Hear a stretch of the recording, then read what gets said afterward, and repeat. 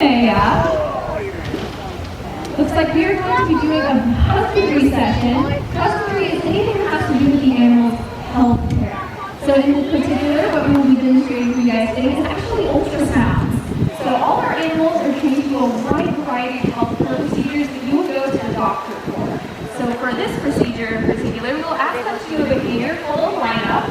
This can be a dorsal lineup, which means that they're upright, their dorsal fin is sticking out of the water. They can be parallel to the wall. We can also do a side lineup, which is where one of their pectoral flippers is sticking out of the water, so we have a good access to the side of their body.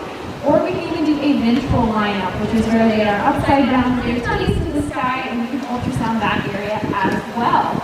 So you can currently see one of our veterinarians is stepping over with the ultrasound machine and probe. Our animals know that when they're in that lineup position, to remain nice and calm while that probe is moved over their sides. Now this can be used for the same reasons that we would use those as well, just looking at the different internal structures of our bodies.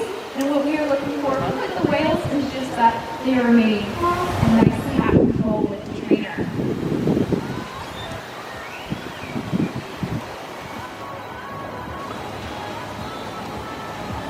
Other husbandry behaviors that we can do with these animals is the females in particular know to slide out onto their sides in one of our back slide outs and actually urinate into a cup.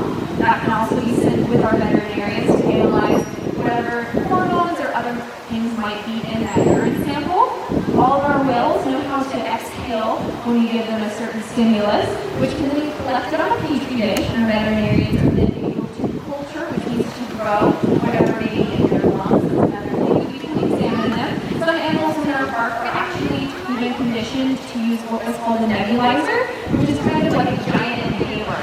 So some animals can even learn how to do that from that stimulus to do a breath. Now this pool you may have heard mentioned is a medical pool. The bottom of it can actually lift all the way up to the surface. So this is where we can do a whole wide variety of procedures with our animals. So apart from the ultrasounds that you guys just saw, we are also able to do radiographs, which are like X-rays, where we are able to, if you would see it, you kind of have those big lead plates like you would go to and see if you get X-ray at the doctor, able to move those around, and then have a portable X-ray machine that we're able to move between the different areas of the body. So now while you and I may go to the doctor maybe once a year, we actually do routine physicals on our whales every single month. And that includes other exams, but most importantly, or one of the most important things to do is actually a blood selection. So in order to do that, we ask them to do what is called a present, which is presenting tail flukes. That white underside of their tail fluke is the most easiest place for us to feel and find those shallow veins. And then similar to the lineup, our only expectation for them is to just remain calm while we collect that blood sample, and then they're able to receive reinforcement. And that's why we make everyone know what is reinforcement. That is anything that we can give to our animals that they can enjoy. It is reinforcement for the behavior that they are completing. So we have what are called primary reinforcers and secondary reinforcers. So primary reinforcer is anything that they intrinsically know to enjoy. So they have to learn to like it. It's kind of like it's intrinsic. The food that we give them, that fish, is their primary reinforcer that we utilize. Six different kinds of fish, including seafood, herring, mackerel, squid, and our male killer whales even receive cold salmon. Right now, our females eat anywhere between about 80 and 120 pounds of fish every single day, where our males are getting about 140 pounds every single day. Well, apart from that fish that has primary reinforcement, we're also able to provide a wide range of secondary reinforcers. So as I mentioned, the primary that are not to learn to enjoy, they just intrinsically do. Secondary reinforcers, they do learn to enjoy over time. So that includes that tactile or those rub downs, back rubs that we may give them. That includes, you might notice, a sitting in handfuls of ice. It's just something that they seem to enjoy throughout their day. We can also give them some sugar flavors from gelatin that will make a little bit conscious after talk back and forth with them, or as we go into it, birthday cakes or different holiday things with that gelatin. We can also make the gelatin with a little bit extra water, and that's called hydration jello.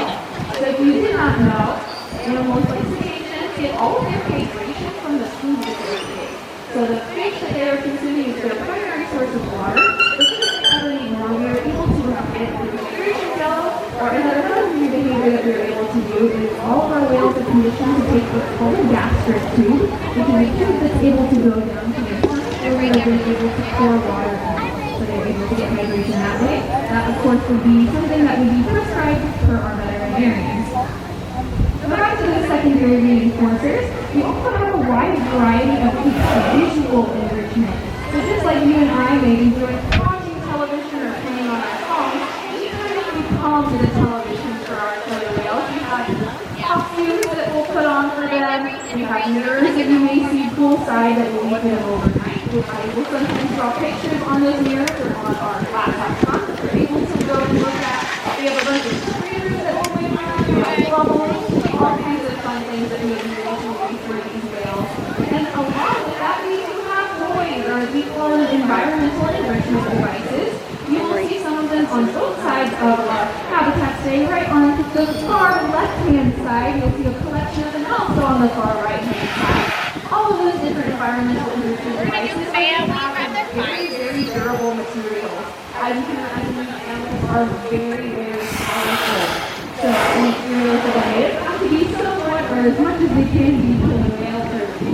Some of the ones that you may see draped across those storage areas, we call them gummies. They are actually made out of recycled firewood from the fire department.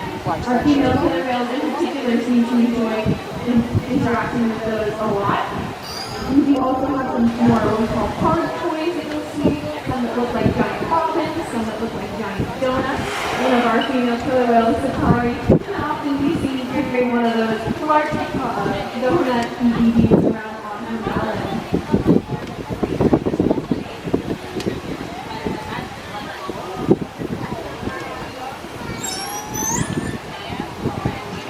I don't know if you guys heard that, but that was actually a vocalization that one of the whales just made.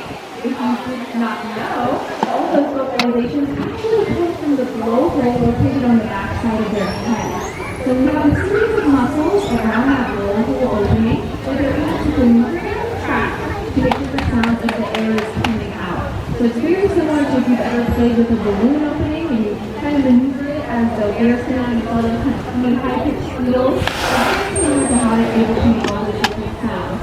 Something kind of cool that differentiates these animals from animals like us is that they actually have two separate openings in the mouth. So like, you know how we can actually go down the sunny pipe if we're drinking water and we can accidentally get it in our lungs? They don't have that ability. So their lungs and that blowhole are connected straight together and their mouth goes straight to their stomach. So there's no overlap there. A common misconception is that these animals like have water inside that they spit out when you see them breathing. It's actually just because if you notice that blowhole on the back side of their head is kind of concave.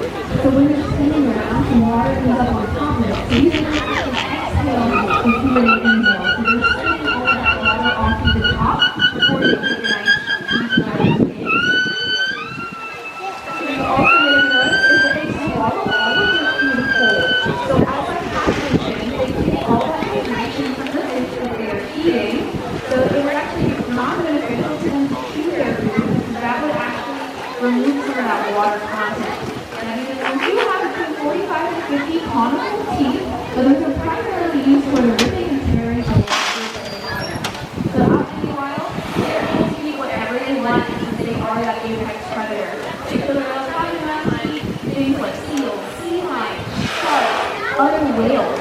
So it's important for them to have that ability to make them a little bit smaller so they're still able to swallow as much of it whole as possible.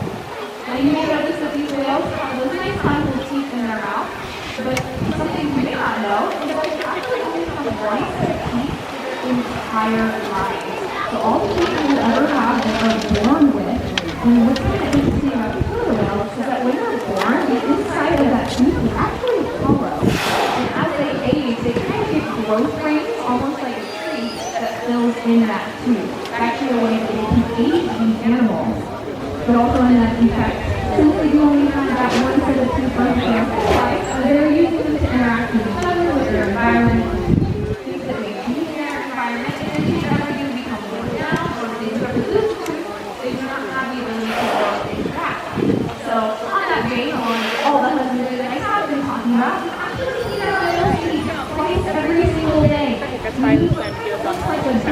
water pick, if you know what that is. It's kind of like a little tiny sprayer that you're going to use for a solution that our own district audiences use.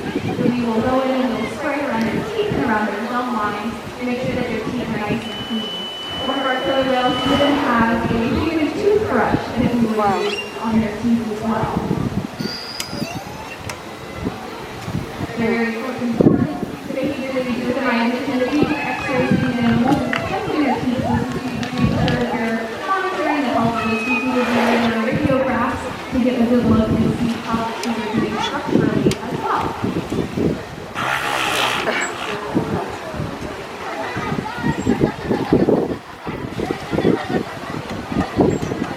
Talking about vocalization, we notice here kind of and we also use a whistle, which is also kind of high pitch. So these animals actually hear at a frequency rate much higher than we see at. They hear ideally between about 20 and 81 kilohertz, and they're able to hear sounds like our whistles very well, but voices not so much. So that is why we utilize our whistles, or as we call it, a bridge, to be able to tell them good job. So why we call it a bridge is because we are bridging between the behavior was correct and when they are going to be receiving reinforcement. So when they hear that whistle sound, they just know that that means that the behavior they were doing was correct and to go back to their trainer for some type of reinforcement, whether it's that fish or a toy or a back rub. Now, you may be wondering, how do you know what the optimal range of a killer whale's hearing is? So we actually did a research study.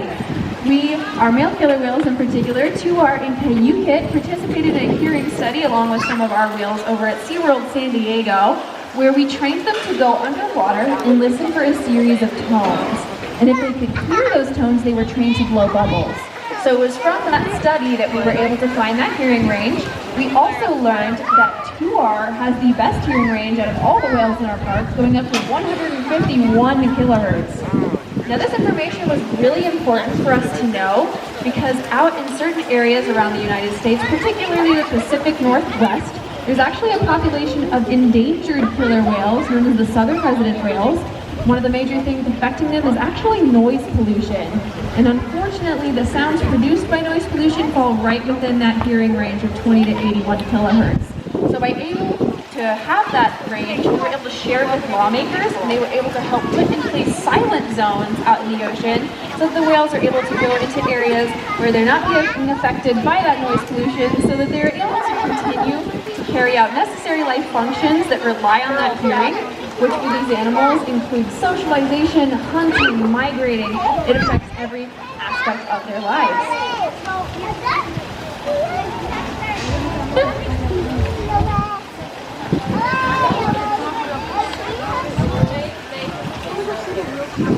We just had a question about that dorsal fin. I did talk about it a little bit ago, but those dorsal fins on their back are made out of a cartilage-like material similar to our ears. So they don't have any muscles or bone in it.